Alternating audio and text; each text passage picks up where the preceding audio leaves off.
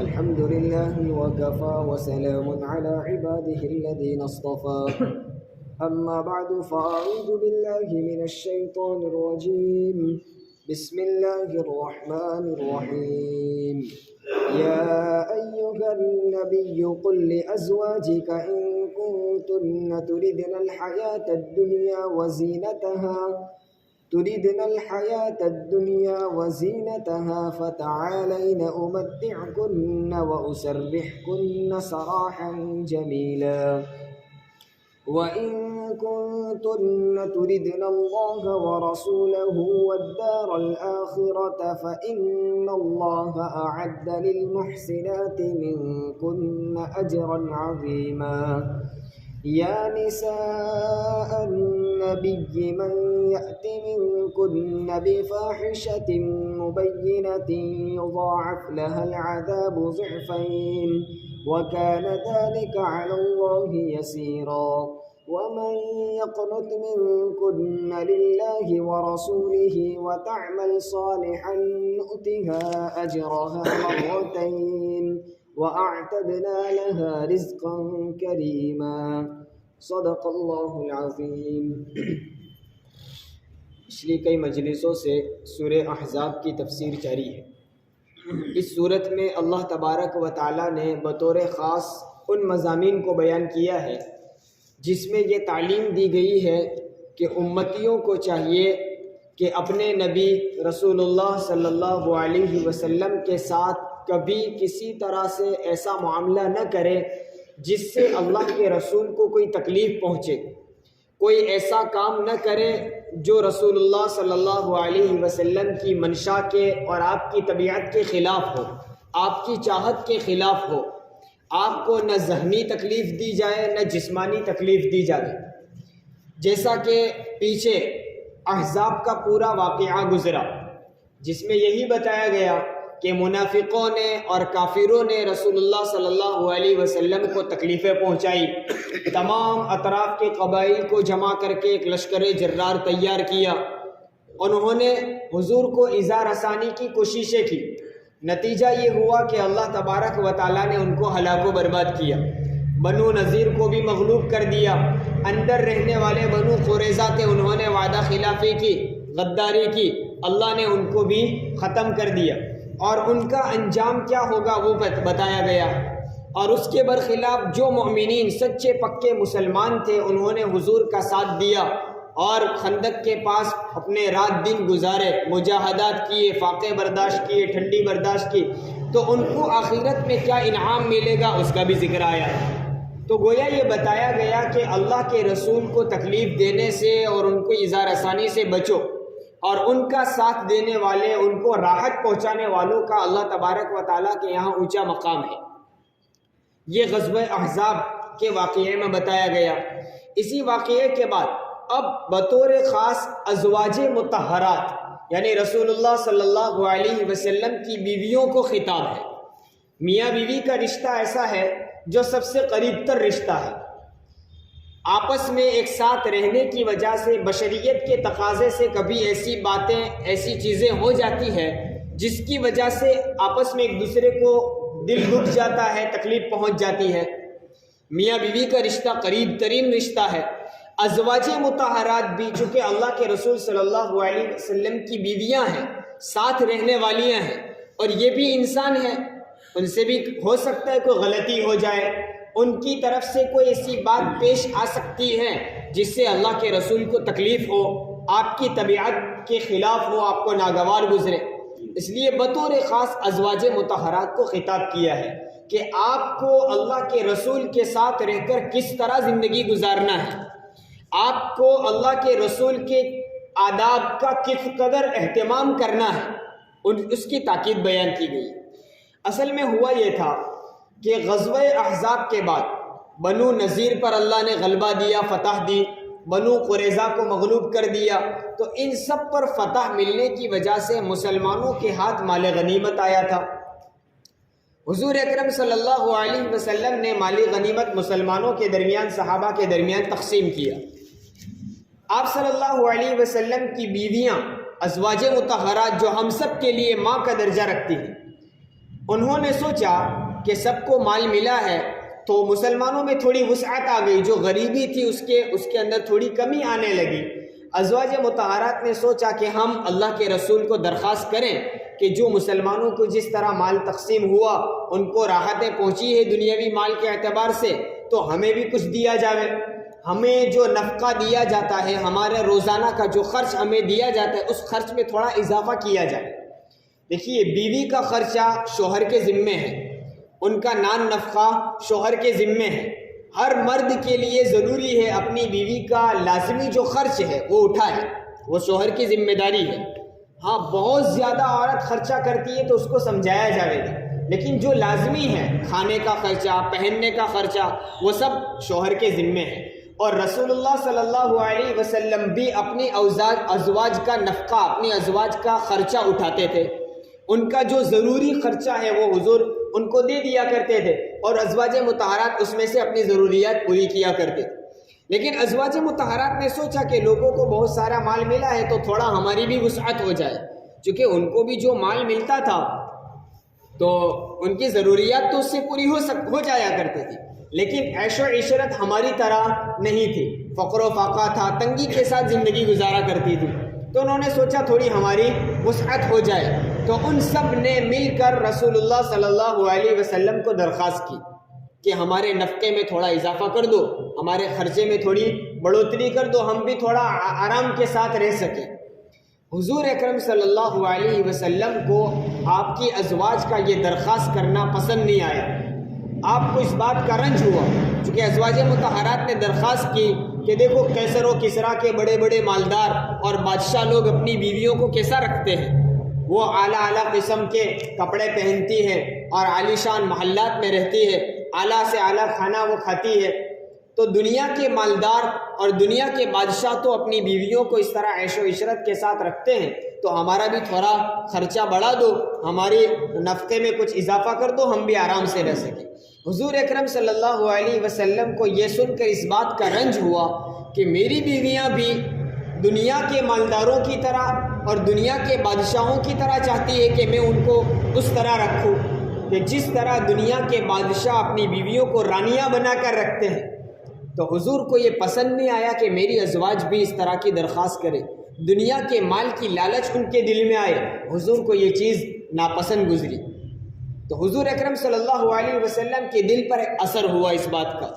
اللہ تبارک و تعالی نے آپ پر یہ جو اثر ہوا تھا دل کا، اس کے متعلق یہ آیتیں نازل فرمائی کہ اپنی ازواج کو کیا کہنا ہے، آپ ان کو جواب دے دو۔ اللہ تبارک و تعالی نے آسمانوں سے ان کا جواب اتار دیا۔ آیت کریمہ کا مفہوم پہلے ہم سمجھ لیں۔ آیت کریمہ میں کیا کہا ہے کہ اے نبی، آپ اپنی بیویوں سے کہہ دو، اپنی ازواج سے آپ کہہ دو کہ آپ کے پاس دو آپشن ہیں۔ اگر آپ اللہ کے رسول کی زوجیت میں، ان کے نکاح میں رہنا چاہتے ہیں، امام الانبیاء کے نکاح میں رہنا چاہتی ہو، تو آپ ان کی منشا کے مطابق، ان کی چاہت کے مطابق رہو۔ یہاں تو فاقہ بھی برداشت کرنا پڑے گا، یہاں تو فقر سے بھی زندگی گزارنی پڑے گی، یہاں تو مجاہدات بھی کرنے پڑیں گے۔ خود اللہ کے رسول مجاہدوں سے زندگی گزار رہے ہیں تو آپ کو بھی یہ کرنا پڑے گا۔ اگر آپ اللہ کو، اس کے رسول کو اور آخرت کی زندگی کو پسند کرتی ہو تو ان کی نکاح میں رہو، مجاہدات کے ساتھ رہو۔ اور دوسرا آپشن یہ ہے کہ اگر آپ یہ پسند نہیں کرتی ہیں، آپ دنیا کے مال چاہتے ہو، دنیاوی زندگی کی عیش و عشرت اور اس کی زینت اگر آپ کو اختیار کرنا ہے تو اس سے بھی ہم انکار نہیں کرتے ہیں۔ اب آپ کو اگر دنیاوی زندگی چاہیے تو رسول کی زوجیت میں رہ کر تو یہ نصیب نہیں ہوگا، اس لیے آپ کے پاس دوسرا آپشن یہ ہے کہ آپ اجازت دے دیں اور اللہ کے رسول کی زوجیت سے الگ ہو جائیں، نکاح سے الگ ہو جائیں۔ آپ اگر چاہیں تو آپ کو طلاق دے دی جائے، آپ الگ ہو جاؤ، پھر جہاں چاہو دنیا حاصل کرتے رہنا۔ رسول کی زوجیت میں رہ کر آپ کو یہ نہیں مل سکتا۔ تو آپ کے پاس دو آپشن ہے، یا تو اللہ اور اس کے رسول اور آخرت کی زندگی کو ترجیح دے کر یہاں رہنا پسند کرو، یا یہ کہ آپ یہ پسند نہیں کرتے ہیں، دنیاوی مال چاہیے، تو پھر رسول کی زوجیت سے علیحدہ ہو جاؤ۔ اور اگر آپ یہ دوسرا آپشن اختیار کرتے ہیں، اللہ کے رسول کے نکاح سے نکلنا چاہتے ہیں، تو بھی ہم تم پر ظلم نہیں کریں گے، بلکہ جس طرح شوہر اور بیوی کے درمیان اگر تعلقات صحیح نہ نبھ سکتے ہوں، آخری مرحلہ اگر جدائی کا اختیار کرنا پڑے، تو شوہر کو حکم دیا ہے عزت کے ساتھ، احترام کے ساتھ اس کو دنیا کا کچھ مال دے کر اور کپڑوں وغیرہ کو جوڑے دے کر عزت کے ساتھ اس کو علیحدہ کیا جائے۔ اس طرح آپ کو بھی ازواج مطہرات ہم کچھ نہ کچھ مال دے دیں گے تاکہ آپ کا اس سے کچھ نہ کچھ گزارا ہو سکے، اور عزت کے ساتھ تم کو علیحدہ کر دیا جائے گا۔ یہ دو چیزوں کا آپشن آیت کریمہ میں دیا گیا۔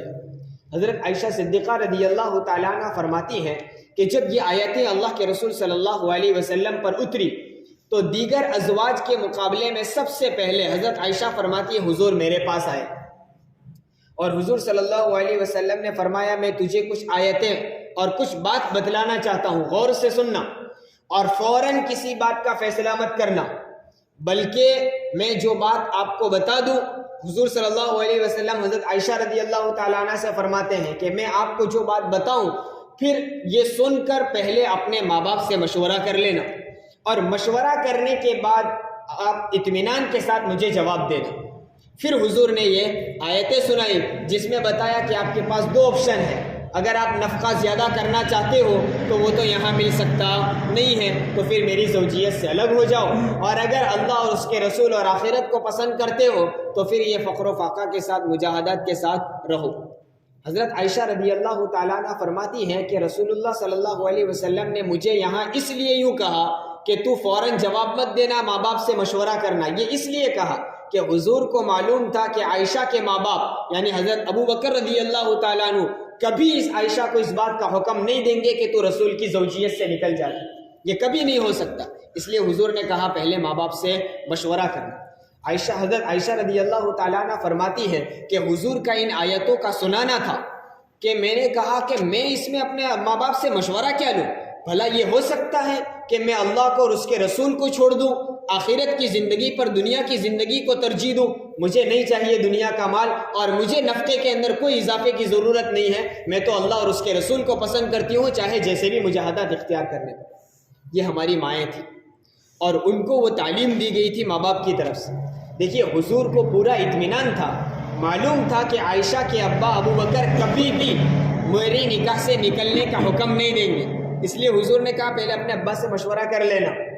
آج کیا ہوتا ہے، ماں باپ خود کہتے ہیں کچھ بھی ہو مجھے بول دینا، تو اس کی کوئی غلام نہیں ہے، تیرا باپ زندہ ہے، کچھ بھی ہو میرے پاس چلے آنا۔ نتیجہ یہ ہوتا ہے باپ تو بوڑھا ہے، چند سالوں کے بعد اس کا انتقال ہو جاتا ہے، اور وہ بیٹی بیچاری پوری زندگی اپنی زندگی برباد کر دیتی ہے شوہر کا گھر چھوڑ کر۔ اسلام نے یہ تعلیم نہیں دی ہے، اسلام تو جوڑ سکھاتا ہے، اسلام تو تعلق بڑھانا چاہتا ہے، جہاں تک ہو سکے اس تعلق کو ٹوٹنے سے بچانے کی کوشش کرتا ہے۔ اس لیے طلاق بھی ہے نا، یہ غیر لوگ طلاق کا نام لے کر اسلام کو بدنام کرنا چاہتے ہیں۔ اسلام کے مزاج کو ہم پہچانے تو پتہ چلے کتنے مراحل اور اسٹیپ آڑے رکھ دیے ہیں، اس کے بعد جا کر طلاق کا مرحلہ آتا ہے، فوراً طلاق کی اجازت نہیں۔ اور سارے مراحل سارے اسٹیپ پار کرنے کے بعد بھی انسان آخری درجے میں پہنچ جائے، مجبور ہو اور طلاق دے، تو بھی شریعت کہتی ہے جائز چیزوں میں سب سے ناپسندیدہ چیز ہے۔ اللہ تعالیٰ کے یہاں سب سے ناپسندیدہ چیز جائز ہونے کے باوجود، جو چیز گناہ اور حرام ہے وہ تو ہے ہی ہے، یہ چیز جائز ہونے کے باوجود اللہ کے یہاں ناپسندیدہ ہے۔ اس لیے زوجین کے درمیان اگر کوئی جھگڑا ہو جائے، آپس میں تھوڑی انبن ہو جائے، ساتھ رہتے ہیں ہوتا ہی ہے، اگر ایسی چیز ہو جائے تو پہلا حکم دیا شریعت نے کہ دونوں آپس میں بیٹھ کر اپنی بات کا خلاصہ کر لیں، دل میں جو میل ہے وہ نکال دیں، دونوں میاں بیوی اپنے بند کمرے میں بیٹھ کر پہلے فیصلہ کر لیں، بھائی میرے سے غلطی ہو گئی، ایسا کیوں؟ کبھی کبھی غلط فہمیوں کی وجہ سے جھگڑے ہوتے، حقیقت کچھ نہیں ہوتی، تو صاف صاف بات کر ڈالے، بھائی ایسا کیوں ہوا، اب آئندہ ایسا نہیں ہوگا، جس سے غلطی ہو وہ معافی مانگ لے، بلکہ جس کی غلطی نہ ہو وہ بھی معافی مانگے۔ یہ پہلا اسٹیپ ہے، آپس میں جوڑ پیدا رکھے، کوئی غلطی ہو جائے، غصے میں کچھ بول دیا، جھگڑا ہو گیا، فوراً اس غصے کو دور کرے، آپس میں معافی شافی کر لے۔ اگر یہاں بات نہ بنتی ہو تو پھر گھر والوں کو بتائیں کہ ایسا ایسا ہوتا ہے، ہمارے درمیان یہ جوڑ نہیں ہے۔ دونوں خاندانوں کے بڑے اور ذی وجہ عزت دار لوگ آپس میں بیٹھیں اور ان دونوں کو سمجھائیں کہ دیکھیے اس طرح نہیں ہوتا، زندگی کیسے گزاری جاتی ہے، اس کے صحیح اصول بتائیں، کسی کی غلطی ہو تو اس کو سمجھائیں۔ آپس میں بیٹھ کر آپس میں اس مسئلے کو سلجھائیں، کورٹ تک نہ لے جائیں، گھر کی دہلیز سے اس مسئلے کو نکال کر کورٹ کی دہلیز تک نہ پہنچائیں، اور اگر پھر بھی نہ بنتی ہو تو پھر شرعی قاضی کے پاس جو شریعت کے مطابق فیصلہ کرتا ہو اس کے پاس لے جاؤ اور وہ سمجھائیں، حتی الامکان کوشش کرے آپس میں جوڑ رہے۔ اگر کسی مرحلے میں کسی درجے میں، دیکھیے شوہر کو تو اجازت ہے وہ سمجھائیں، نہ سمجھتی ہو عورت تو تھوڑے دن کے لیے تنبیہ کے لیے کبھی اس کا بستر الگ کر دے، کبھی الگ سو جائے تو عورت کو بہت گرا گزرے گا تو پھر وہ صبر جائے گی اگر عورت کی غلطی ہے تو، لیکن کبھی توڑ کا حکم نہیں دیا، یہ صرف سمجھانے کے لیے۔ کسی درجے میں جوڑ پیدا نہ ہوتا ہو تو آخری مرحلہ ہے کہ اب دونوں خاندان کے لوگ جمع ہو کر ان کے درمیان تفریق کرا دے، علیحدگی کرائے، لیکن یہ علیحدگی بھی لڑائی جھگڑے کے ساتھ نہیں، گالی گلوچ کے ساتھ نہیں، آپس میں دونوں خاندانوں کے درمیان پھوٹ ڈلوا کر نہیں، بلکہ عزت کے ساتھ، احترام کے ساتھ۔ عورت کو اگر شوہر الگ بھی کرے گا تو شوہر کے لیے ضروری کچھ نہ کچھ بہتر ہے کہ اس کو کچھ نہ کچھ دے دے، کچھ کپڑے جوڑے دے دے، کچھ سامان یا کچھ پیسے دے دے۔ اور عورت جب عدت گزارے گی طلاق کے بعد بھی، شریعت نے حکم دیا ہے عورت اپنے شوہر ہی کے گھر میں عدت گزارے، ماں کے گھر نہیں۔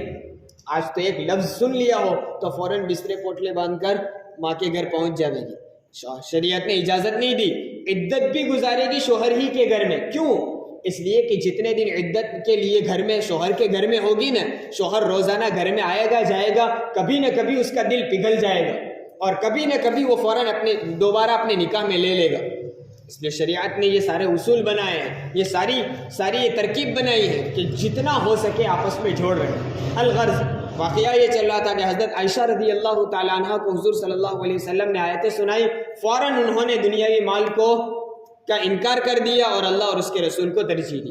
حضرت عائشہ رضی اللہ تعالیٰ عنہ ہی فرماتی ہیں کہ دیگر جتنی ازواج کو یہ آیتیں سنائیں، کسی نے بھی اللہ اور اس کے رسول کو چھوڑ کر دنیا کے مال کو ترجیح نہیں دی، بلکہ سب نے کہا ہمیں نفقہ نہیں چاہیے، ہم اللہ اور اس کے رسول کو اختیار کرتے ہیں۔ تو ان آیتوں میں وہ بیان کیا گیا ہے، یا ایھا النبی، اے نبی، قل لازواجک، آپ کہہ دیجئے اپنی ازواج سے، ان کنتن تردن الحیات الدنیا، اگر تم دنیا کی زندگی کو چاہتی ہو، یعنی دنیاوی عیش و آرام کو چاہتی ہو، وزینتہا، اور دنیا کی زینت کو چاہتی ہو، تو فتعالین، آئیے، آنے کا حکم دے رہے، کیا؟ امتعکن، میں تم کو کچھ دے کر راضی کر دوں۔ اگر تم دنیاوی زندگی چاہتے ہو تو کچھ مال لینے کے لیے آ جاؤ، میں تم کو مال دے کر علیحدہ کر دوں گا۔ امتعکن، تم کو کچھ نہ کچھ دے دیتا ہوں۔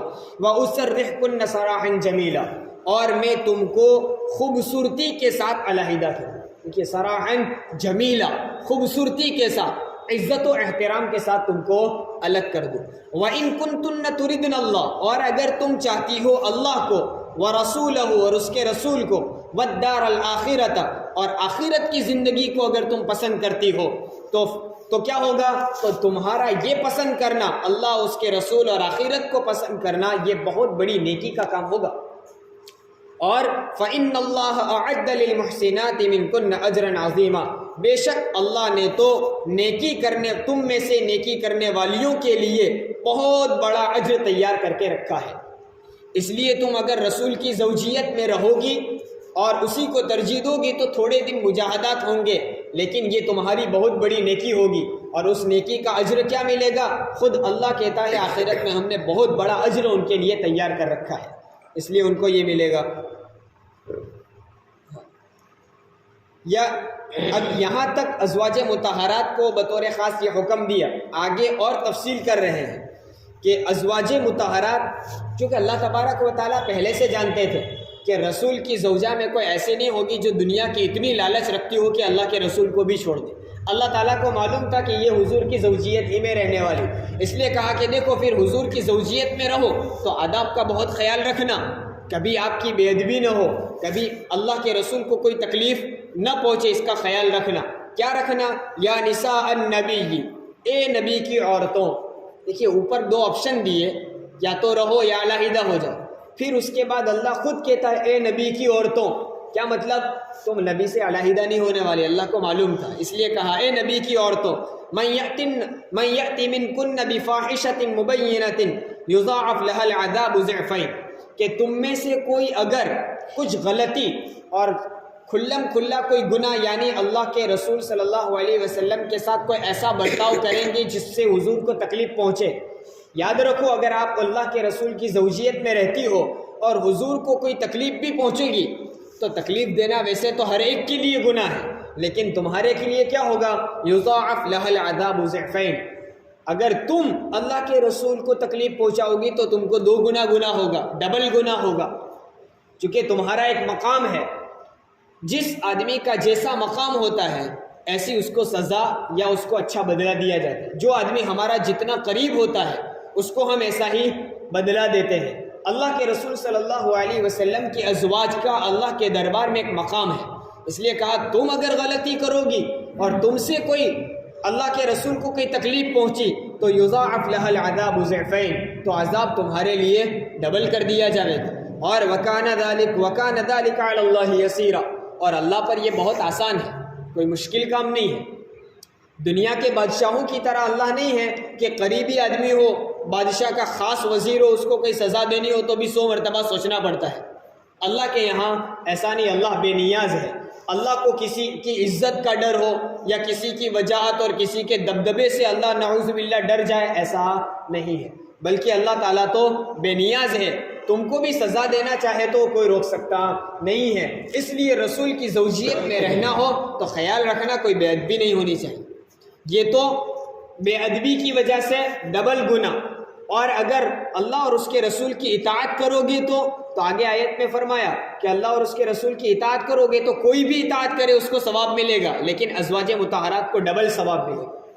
جس طرح غلطی کرنے کی وجہ سے گناہ ڈبل ہوگا، تو آپ اگر اللہ اور اس کے رسول کی اطاعت کے ساتھ زندگی گزارو گی تو دوسروں کے مقابلے میں ڈبل تم کو ثواب دیا جائے گا. وَمَن يَقْنُتْ مِنْكُنَّ لِلَّهِ وَرَسُولِهِ، اور جو کوئی تم میں سے اللہ اور اس کے رسول کی فرمانبرداری کرے گی، وَتَعْمَلْ صَالِحًا، اور نیک عمل کرے گی، تو نُؤْتِيهَا أَجْرَهَا مَرَّتَيْن، اس کو ہم ڈبل اجر دیں گے. مرتين، 2 مرتبہ اس کو اجر اور ثواب دیا جائے گا.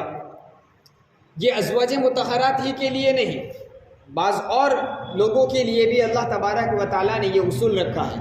جیسے جو لوگ اہل کتاب ہیں، یعنی حضور اکرم صلی اللہ علیہ وسلم کے نبی بنائے جانے سے پہلے، جب تک آپ نبی نہیں تھے، قرآن نہیں آیا تھا، تب تک تو قرآن پر ایمان لانا بھی ضروری نہیں تھا. تو اس سے پہلے جو کتابیں آسمانی تھی، توریت اور انجیل، اس پر جو لوگ ایمان رکھتے تھے وہ اس زمانے کے مسلمان تھے. کیونکہ اس زمانے میں حضور نبی بھی نہیں بنے تھے، قرآن بھی نہیں اترا تھا. تو جب تک قرآن نہیں اترا تھا اس وقت توریت اور انجیل جو اللہ کی کتاب تھی اس پر ایمان لانا ضروری تھا. تو جو لوگ اس پر ایمان رکھتے تھے، پھر جب قرآن آیا اور حضور کو رسول بنایا گیا تو وہ لوگ حضور پر ایمان لے آئے. تو انہوں نے کیا کیا؟ اللہ کی 2 کتابوں پر ایمان رکھا. اب قرآن سے پہلے توریت اور انجیل پر بھی ایمان رکھتے تھے اور پھر قرآن آنے کے بعد قرآن پر ایمان لے آئے. تو اللہ کی 2 کتابوں پر ایمان لانے کی وجہ سے ان کو ڈبل ثواب ملے گا. جس طرح ازواج مطہرات کے لیے اس طرح ان کے لیے بھی ہے. تو نؤتیها اجرها مرتين، کہ ازواج مطہرات اگر رسول کی اطاعت کے ساتھ اللہ کے حکموں کے مطابق اور نیک اعمال کرتے ہوئے زندگی گزاریں گی تو ان کو 2 گنا ثواب. اور صرف اتنا ہی نہیں، 2 گنا ثواب ہی نہیں، وَأَعْتَدْنَا لَهَا رِزْقًا كَرِيمًا، اور ہم نے ان کے لیے بہت عظیم، بہت بہتر رزق تیار کر رکھا ہے. دنیا کا رزق حاصل کرنے کے لیے تم رسول سے درخواست کرتی ہو، اس کو ابھی چھوڑ دو. اللہ تعالیٰ نے تمہارے لیے بہترین رزق کا انتظام کر رکھا ہے جو جنت کی نعمتوں کی شکل میں تمہیں دیا جائے گا.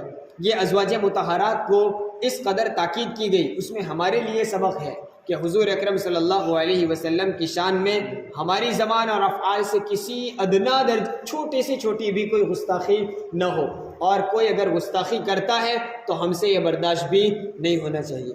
اللہ تبارک و تعالیٰ عمل کی